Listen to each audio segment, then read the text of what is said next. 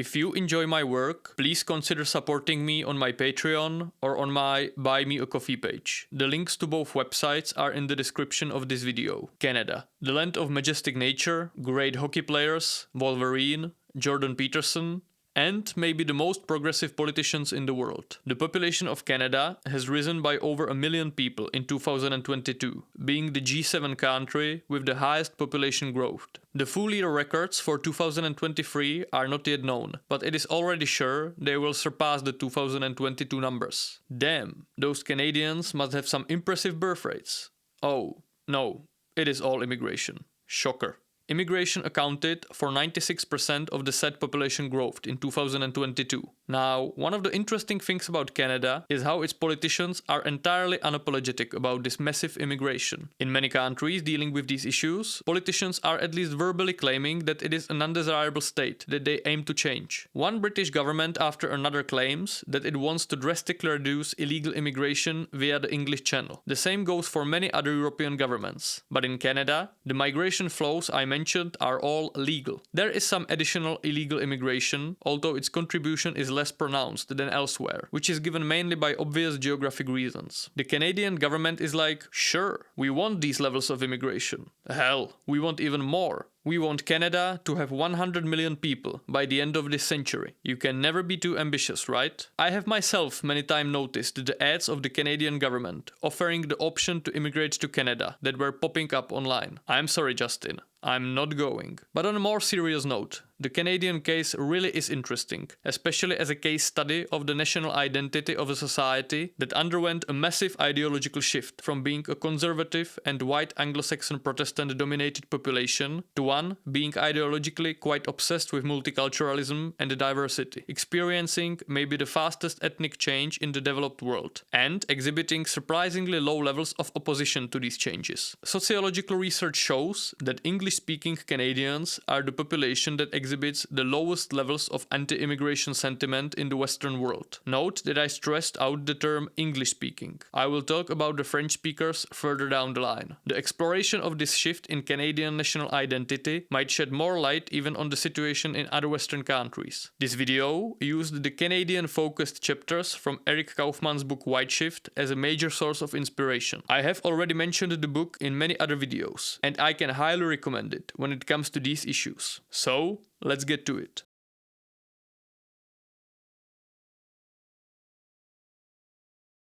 In many aspects, the story of Canadian demographics in terms of ethnicity is not really that different from other similar settler countries, like the United States, Australia, or New Zealand. For a long time, there was a dominant ethnic group that was pan-British in origin, that later merged with other European ethnic groups and created what is today usually called white people. In Canada, there has always been an important exception in the form of French-speaking Canadians residing predominantly in Quebec. Until the 1970s, the population of British and Irish origin comprised a significantly higher percentage of the population in Canada than in the United States. In 1971, the population of English-speaking Canada was still over 60% British and Irish, while the figure stood at merely 30% in the United States, which experienced massive waves of pan-European immigration in the previous century. In Canada, the push for the opening of the country to German and Eastern European immigration, which was motivated by the need to populate the Canadian West to prevent possible American encroachment of the territory, was fiercely opposed by the Canadian Britannic nationalists. These British loyalist pressure groups, for example, the Orange Order, even managed to achieve the resignation of the Minister of Interior, Clifford Sifton, who initiated the changes. There was a strong preference for the sustainment of the British ethnocultural character of English-speaking Canada. When the British share of new immigrants to Canada dropped from 60 to almost 30% in the 1930s, Canada enacted new immigration restriction legislation called the Imperial Preference Immigration System that prioritized new immigrants in this order: British subjects from Britain and the wide dominions of Australia, New Zealand, South Africa, Ireland and Newfoundland, then US citizens, then relatives of Canadian male residents, and lastly, agriculturalists with sufficient means to farm in Canada. Chinese immigration was pretty much banned. By 1941, the British share of immigration to Canada was again at 90%. However, the tides began to change after the Second World War. The reasons why have a lot to do with the specific character of English-speaking Canadian national identity. National identity can be understood as a set of shared cultural, ethnic, historical, or folkway traits that help to create a sense of belonging to some greater cultural unit. Now, which specific traits will shape the national identity of some group, whether language, religion, ethnicity, or something else, is very often determined also by the outgroup against which the identity is defined. To define who we are, we often need to find out who we are not. I have made a whole video about these issues in the past, where I argued that a properly defined outgroup might be one of the essential features of functioning in-group identity, with high levels of cohesion and solidarity. More than that, groups that experienced some sense of palpable threat to their national identity very often tend to be significantly more protective of this identity and its defining traits. That ties back to my very first video on this channel, Why is Eastern Europe Not Woke?, where I argued that the historical experience of centuries of constant threat and subjugation of the region's nation, ranging from attempts of cultural assimilation to straight-out physical extermination, certainly contributed to the region's suspiciousness towards many cultural trends coming from the West, including mass immigration causing ethnic change. Now, to get back to Canada, one of the major features of the historical Anglo-Canadian Protestant national identity was British loyalism. These British loyalists, often called Tories, were defeated in what was to become a United States during the War of Independence in the late 1800s, but not so in Canada. On the contrary, many American loyalists escaped to Canada after the war was lost. The Britishness of Canada created the needed major distinction separating Anglo-Canadians from white Americans. Apart from the fact that the United States seceded and declared independence and Canada did not, there was not that much that would really separate Anglo-Canadians from the people living just over the border. Language, religion, or ethnicity would not cut it, since your average Anglo-Canadian was basically identical to your average WASP American in the 19th and early 20th centuries. Canada is a massive country, spanning over the whole North American continent, so there obviously are substantial cultural differences. But many, for example the author Colin Woodard, in his book American Nations, argued that the culture of the various Canadian regions is usually more similar and connected to the American regional culture across the border than to Canadians in different parts of the country. So, the Canadians living on the prairies and Americans living on the Great Plains are possibly closer to each other than the Canadians are to their fellow citizens living in Toronto and Americans to their fellow citizens living in New England. People in Vancouver might be culturally more similar to people in Seattle or Portland than to people on the prairies, and so forth. But Canada remained loyal to the mighty British Empire, and that was certainly something you could build your identity on. We are the white, English-speaking Anglo-Saxons living in North America who remained loyal to the empire on which the sun never sets, which is definitely a better foundation than we are the white, English-speaking Anglo-Saxons living in North America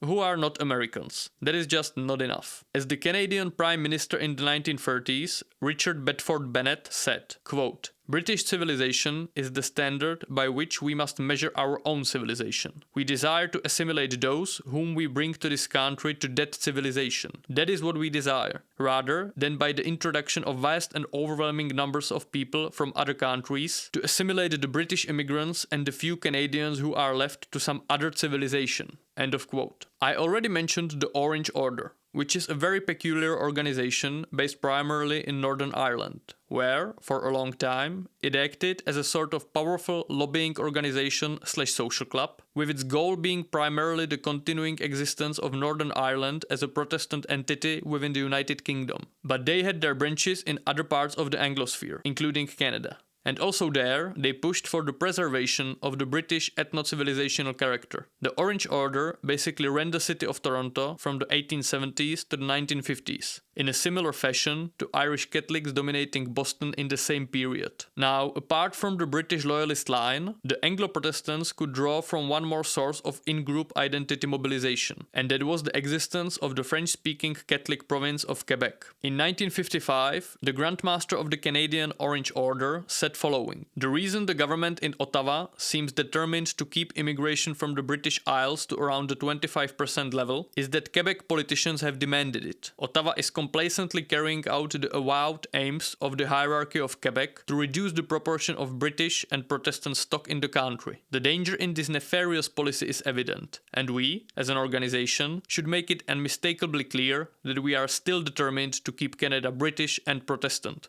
End of quote. In the first half of the 20th century, Quebec was one of the poorest regions of North America, had significantly higher fertility than Anglo-Canada, and the Catholic Church had an immensely strong position in the socio-political life of the province. So within Canada, there was a place that could serve as a cautionary tale of how will things go when all the low-work ethic Catholics breeding like rabbits will come from Europe, join forces with the low-work ethics Catholics breeding like rabbits already in Canada, and they will basically just screw everything up for the noble British stock. So, what happened? Well, as usual, the 1960s happened, and several major things coincided. Firstly, as the demographic transition had its way with the United Kingdom, it just could not serve as the massive source of new immigration as in the 19th century. Canada needed more immigrants to develop its vast territories than Britain could potentially supply. Secondly, the British Empire started to wane. If being a British Empire loyalist was a major component of your national identity, that is kind of an issue, especially for a future-oriented settler society that, sort of by default, cannot draw on the centuries or millennia of previous history for its identity, like the old world countries. Canada cannot pull the good old, we might be somewhat poor, very corrupt, and not all that relevant country. But that empire of ours, back in the 1300s, kicked some major ass, bro. Being a loyalist of an empire that went to a steep decline and disintegrated is kind of a strange sentiment to hold on to. The Canadian nationhood, separate from the Britishness, began to form. Sentiment in favor of retaining the Union Jack as the national flag declined from 42% in 1943 to 25%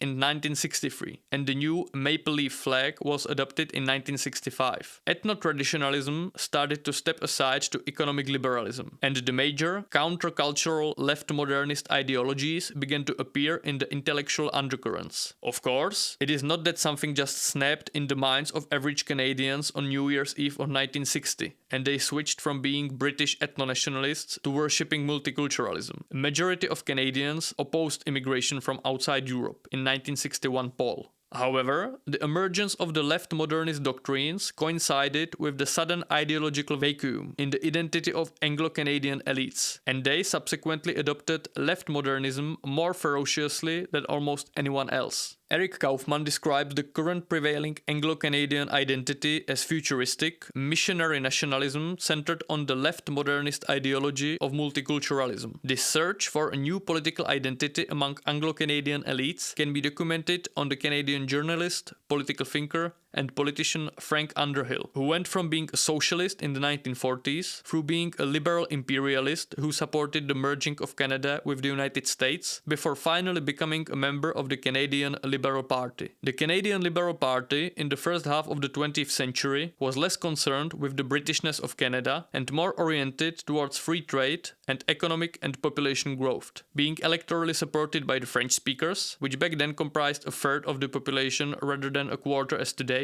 the Irish Catholics and Scottish Presbyterians. Against them stood the conservative Tory party, cherishing the British tradition, drawing its support from the still Protestant and conservative Toronto and Ontario. As the ideological backbone of the Tories evaporated, the Liberal Party started to embed modernist values within the Canadian DNA, without facing significant opposition. That was also supported by the fact that French-speaking Canada's birth rates converged with the rest of the country, as it underwent its secularization process in the 1960s. So the idea of the other in the form of fast-breeding French-speaking Catholics started to weaken. The Liberal government of Lester Pearson in the 1960s reversed the preferential focus on British and European immigration, and Pierre Trudeau reduced the strictness of the previously applied point-based system and allowed family reunifications. In 1971, the country was officially declared as multicultural by law through the Multiculturalism Act. Canada became the first country on the planet to adopt multiculturalism as an official policy. The law enacted a duty to promote the understanding that multiculturalism is a fundamental characteristic of the Canadian heritage and identity, and that it provides an invaluable resource in the shaping of Canada's future and thus should be advanced throughout Canada. Many Canadian thinkers have noticed that this fixation on multiculturalism might have been an attempt to somehow fill the hole in the center of Canadian identity. The political scientist Gad Horowitz remarked that multiculturalism was the, quote, masochistic celebration of Canadian nothingness. Richard Gwynne voiced a similar opinion when he wrote that people without a cultural tradition trying to make up for this by plugging the hole with other cultures are engaged in fruitless quest. There is no substitute for the cultural work required to reinterpret the history and folkways of the country. Another important feature of Canadian national identity that nevertheless also intertwines with the multiculturalist streak is the negative definition of Canadians as basically not Americans. While previously this distinction was provided by the British loyalism, in more recent times it kind of morphed into the more standard left liberal criticism of certain facets of the American way of life. America is an ideologically very divided and multi-layered country. And you can, for example, without issues find two anti-American Europeans criticizing America for entirely opposite reasons. One can criticize America as the epicenter of progressivist ideology that is being exported to the world, and the other for being the violent, gun-obsessed, fundamentalist backward country without proper healthcare and social safety net and whatnot. Canadians understandably base their critique on the more smug left liberal basis, and thus accentuate the American murder rates, lacking healthcare, alleged religious fundamentalism, and irresponsible international interventionism. But it is paradoxical in the sense that Anglo-Canadians are genuinely very similar to Americans, infinitely more than continental Europeans. The Canadian criticism of Americans, and thus their self-definition,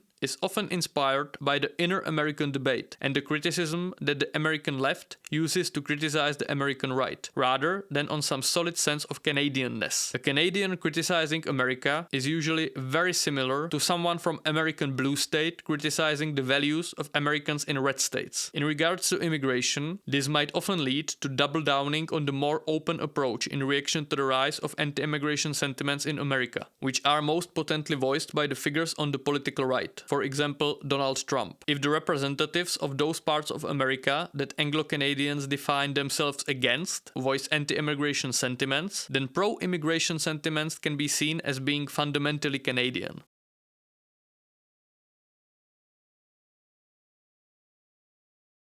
After the rules on immigration were relaxed, the expected outcomes followed, and the number of people of foreign-born and non-European backgrounds exploded. Even back in the 1980s, Canada was almost entirely ethnically European, with the population being nearly 93% white in 1981, with the most sizable minority being the indigenous populations. But the pace of ethnic change since then has been staggering, one of the fastest in the world. In 2021, the share of people of non-European background, a category that the Canadian government labels as visible minority, stood at 26.5%. Since the number of immigrants entering Canada has approached 1 million annually in the past 2 years, it is now certainly even higher, possibly close to 30%. Canada started as a more homogeneous country than the United States in the 1960s, since it lacked the large black population, and even its white population was less pan-European, with the British, Irish and French being the dominant groups. While the United States was roughly 80% non-Hispanic white in 1980 and Canada the aforementioned 93, they are projected to reach the minority-majority state, so the state in which all the non-white people comprise more than 50% of the population in roughly the same time, around the middle of this century. The pace of the ethnic change is thus significantly faster. The two largest Anglo-Canadian metropolitan areas of Toronto and Vancouver are already minority-majority areas. As for the origin countries of Canadian immigration, it is very diverse and predominantly Asian-based. The largest subgroup are immigrants from the Indian subcontinent, followed by East Asians, predominantly Chinese, Africans, Southeast Asians, most notably Filipinos, and people of Middle Eastern origin. The Canadian immigration system is still point-based, which means that in order to immigrate to Canada legally, you need to get at least 67 points out of 100 in a multi-criterial test that takes into account your age, education, work experience, and language skills. Apart from that, having a family in Canada also increases your point count. I have, in many of my videos, talked about the fact that the Anglo-settler countries are in better position than Europe to handle mass immigration. That applies especially to Canada, Australia, and New Zealand, since they lack geographic proximity to the source countries of immigration. That makes it significantly easier to cherry-pick migrants that are beneficial for the economy, and markedly harder for hundreds of thousands of economically and culturally hardly assimilable people to arrive in boats or on foot. The English language, less exclusively defined national identities, and less dense cultural patterns all makes assimilation significantly more feasible. You do not need to learn some fairly obscure European language that 5 million people speak worldwide, nor know your way in the complicated history full of ancient kings and wars to gain the cultural orientation needed to feel accepted. In sociological research, opposition to immigration in Anglo-settled countries is, on average, significantly lower than in Europe. However, the Canadian government is just pushing these favorable cultural predispositions to their absolute limits. I have already mentioned in the introduction the plans to increase the Canadian population to 100 million people throughout this century, since Canadian birth rates are basically European level low and the natural population growth might soon approach zero or become negative. This is to be achieved purely through mass immigration. This idea is promoted by the lobbying group called Century Initiative. The think tank argues that, quote, growing our population to 100 million by 2100 would reduce the burden on government revenues to fund healthcare, old age security, and other services. End of quote. Members of the initiative include people connected to the leadership of both the Liberal and the Conservative Party, as well as former executives of BlackRock. Now, if these plans were realized, white Canadians would not only become a minority within Canada,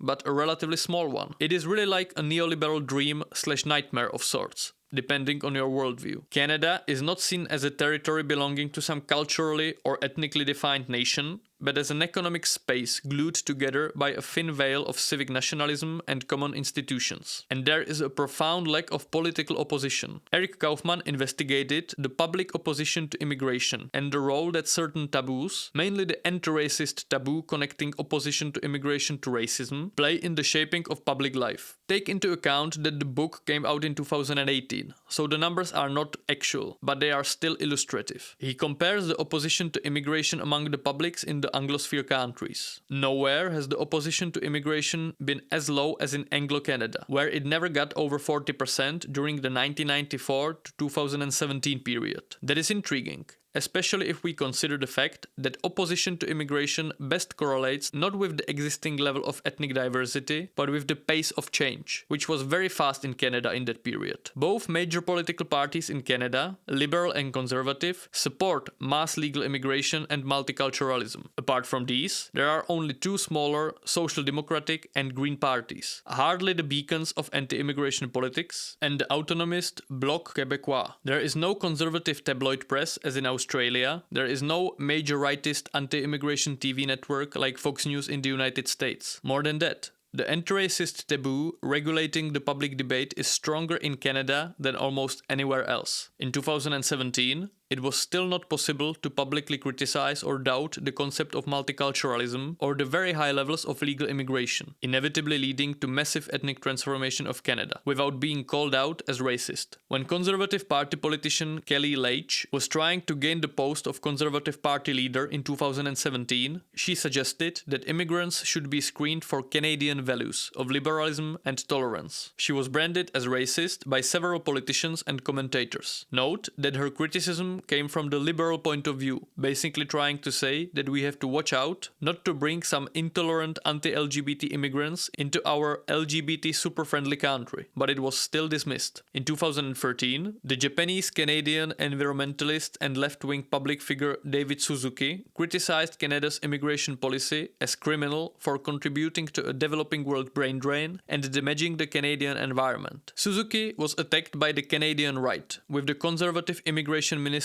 Jason Kenney calling the remarks toxic, and the right-wing blogger Ezra Levant ranted about Suzuki's, quote, xenophobic, crazy ideas that would put him to the right of the Ku Klux Klan on immigration, End of quote. What? Chinese-Canadian urban planner Andy Yan noted that 2/3 of upscale homes on Vancouver's west side were being sold to those with Chinese first names, implying that these mainland Chinese overseas buyers were contributing to driving the Vancouver house price crisis. Vancouver's mayor, Gregor Robertson, said, quote, "I am very concerned with the racist tones that are implied here." End of quote. A lot of these examples just seem as a very useful use of the anti-racist taboo to cover for some vested economic interests. Nevertheless, the massive levels of immigration in the past couple of years have affected public opinion. The anti-immigration sentiments among the population have significantly increased. Canadians are still more likely to disagree than agree that immigration levels are too high, but the gap between these views had shrunk over the past year, from 42 percentage points to just 7. Once again,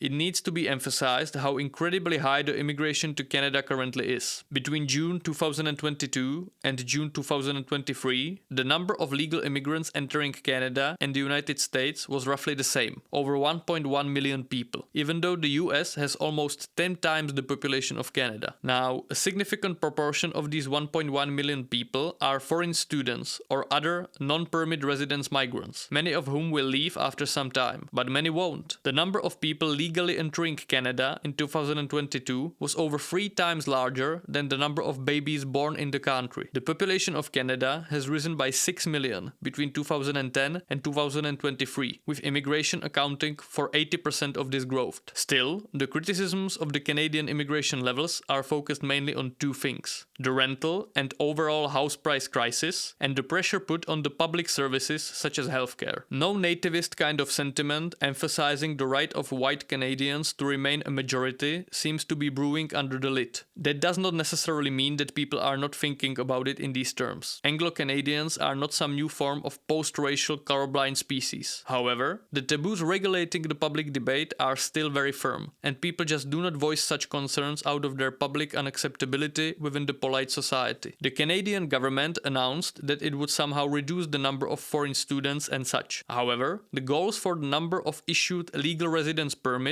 are still in place, and are even higher for the next couple of years than they have been in 2022 or 2023. In this regard, Anglo-Canada truly is unique.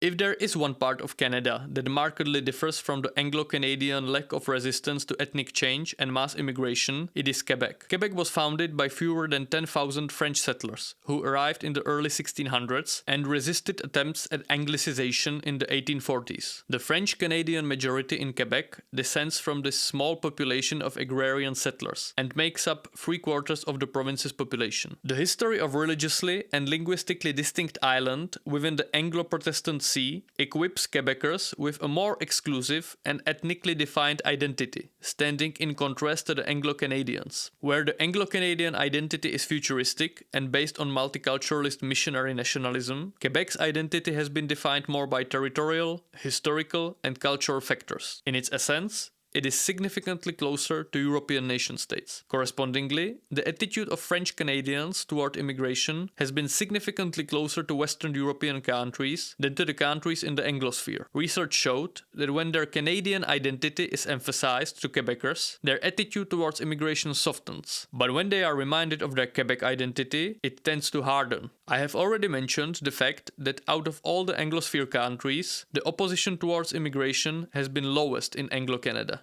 In opposition to that, it was highest among Canadian French speakers, usually between 60 and 70%. Technically speaking, it is incorrect to include Quebec within the Anglosphere, since they do speak French, but it is part of Canada nevertheless. In the previous chapter, I mentioned the Canadian Multiculturalism Act from 1971. The provisions regarding the multiculturalist nature of Canada were later affirmed by being included in the 1982 Canadian Charter of Rights and Freedoms. Quebec, however, repeatedly refused to sign the charter and implemented its own immigration and integration policies within its broadly executed autonomy. These policies are mostly focused on the French-speaking character of the migrants and were originally focused on attracting French people. In this, they were not really all that successful. Around 10% of immigrants to Quebec were French nationals in the 2016 to 2021 period. The overall Quebec immigration mix is closer to France than to Anglo-Canada, with Algerian, Syrian or Moroccan immigrants being numerously represented. I visited Quebec in 2022, and when you cross from the United States there, the shift is very palpable. Quebec does feel much more European than the Northeast United States. The speed signs show kilometers instead of miles, the grocery stores are full of brands familiar from Europe, and even the ethnic mix is visually more similar to France. Now, Quebec isn't ethnically homogeneous. Immigration and ethnic change are taking place there, but significantly more slowly. In 2021, Quebec was 81.4% ethnically European, while Canada as a whole was only 73.5% European. Ontario, the most populous Canadian province, in which the Greater Toronto Area lies, was only 63% ethnically European. British Columbia was 60% European. Even the Western Prairie province of Alberta was significantly more diverse, being 65% European in 2021. According to government projections, Quebec still should be 70% European in 2041, while Ontario and Alberta are projected to be 49% European, and British Columbia only 45% European. The Greater Montreal and Quebec cities were 73 and 90% ethnically European, respectively, in 2022, with the Quebec City figure being by far the highest for any large Canadian city. Meanwhile, Greater Toronto was less than 45% European in 2021, and Metro Vancouver was 43% ethnically European. Both Toronto and Vancouver are projected to see its European population decline to a third in a decade or two. What is interesting is the difference between the political party systems in Quebec and Canada as a whole. I have already mentioned the lack of opposition towards mass immigration within the pan-Canadian party system. Both major parties support mass immigration and multiculturalism, and no large populist party or figure has formed around the anti-immigration platform, bucking the trend emerging in most of Europe or the US. Within Quebec's provincial politics, the situation is different. In the 2018 and 2022 Quebec elections, the coalition Avenue Quebec, or the Future Quebec Coalition, won with around 40% of the vote. The party has been broadly put within the populist camp alongside politicians like Donald Trump,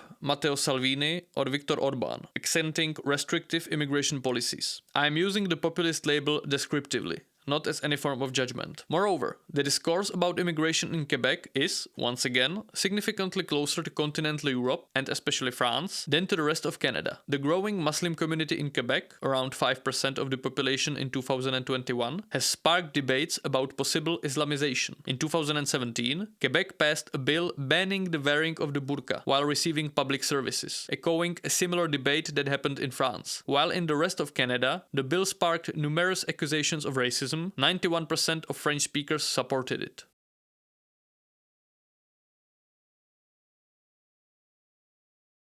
For me, the Canadian case is a fascinating study of how strong ethno-national identity, or lack of it, can shape the views of the people towards immigration and ethnic change. Our past shapes the present as well as the future. Quebecers possess both a potent founding myth, depicting their ethnic group as a tribal unit of sorts, stemming from some clearly culturally defined group of people, and 400 years of history, since the French agricultural settlers settled the lower St. Lawrence Valley in the early 1600s. In opposition to that, Anglo-Canadian roots are shallower, since they track their descent primarily to the loyalists defeated in the American War of Independence in the second half of the 18th century, or to Scottish and Irish immigrants arriving in the 19th century. Canadian loyalist identity rose and fell with the British Empire, to which it pledged its allegiance. After that, it was not replaced with any new form of common ethnic self-definition, and instead stepped aside and created the space for the emergence of a strong, left-modernist multicultural strife that will, if pursued to its conclusion, inevitably lead to the dissolution of white Canadians as the defining ethnic group within the country. There is nothing conspiratory about that claim. White Canadians are an aging ethnic group that has had sub-replacement fertility for over 50 years, in combination with annual immigration levels between 1 and 2% of the Canadian population, the vast majority of which is non-European in origin. You do not exactly have to be a data scientist to see where it goes. Maybe some form of anti-immigration pushback and creation of populist, again,